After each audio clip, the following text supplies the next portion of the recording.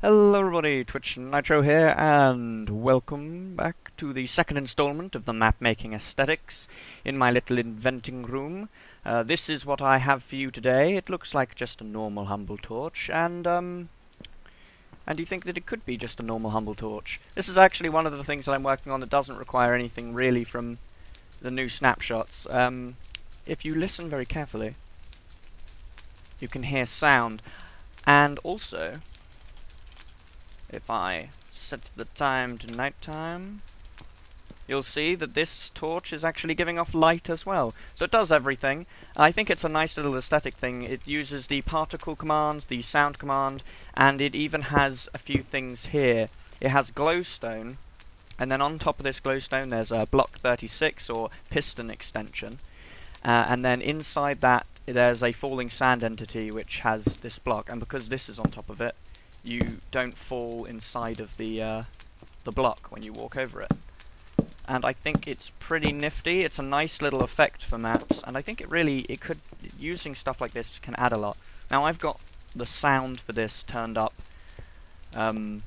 quite a bit. Obviously you just want it as an ambient sound to sort of just add a little bit of, it's really important to use, I find, sounds in helping create a good atmosphere.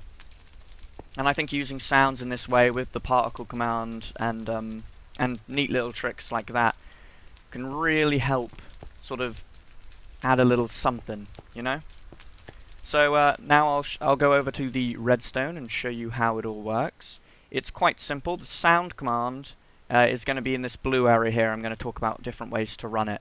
This is seemingly one of the best ways to run it if you just want a quick and easy way of doing it. Obviously, if you're a more advanced redstoner, you can hook this up to a one-tick clock with some scoreboard commands that activate it whenever it needs to be. If this was on a one-tick command, it would just spam sound. This is the command I'm using here. I'm using the fire sound, and I'm targeting it at all players, which are the sound is originating from the torch area, and I'm targeting all players. Now, of course, sound has a natural distance to it, along with the particle effects. So it'll only start up when they approach it. And here I have the volume and the pitch settings and the minimum volume. So here, the 0.4, it should probably be a little bit lower, just to add a little twinkle of a sound effect in the background, so you believe that it's burning. You can have a couple of these set up as well, and have the sound originating in between them, so they're not spammed by different sounds. So this is one version of a clock that I used. This is the first one that I set up, just in testing, the old sort of Ethonian design. I'm just going to go over this is a good delay I found. Obviously you can tweak the delay and everything with these two different designs. It really depends on what you want to use. Personally, I'd use this one because it's just, more rounded off. Well, actually, if I was doing it properly, I'd probably use some sort of scoreboard fancy stuff. Over here I have the different commands for the actual summoning of the falling sand. So this is the block type it needs, and the time set to 1. And then these are just the coordinates, and the same coordinates will be in here for the set block command, which just puts the piston extension there. And that piston extension allows falling sand to not land properly. Over here, this is the falling sand one-tick clock thing I've got, which you can just turn off like so. And all this is doing is, it's essentially just summoning falling sand directly above it, which is a redstone block. And because there's no time thing set in there, it basically replaces any redstone you put on top. Obviously, again, you can use... it kind of spams and looks a bit weird. You can use any type of clock. You can even use this type of clock. Does the same thing. Particles, flames. If we go over here, there'll still be particles. Yes, there are. So this is a fill clock or a set block clock. Obviously, if you have you can just attach this command to a fill clock. Now let's have a look at the command.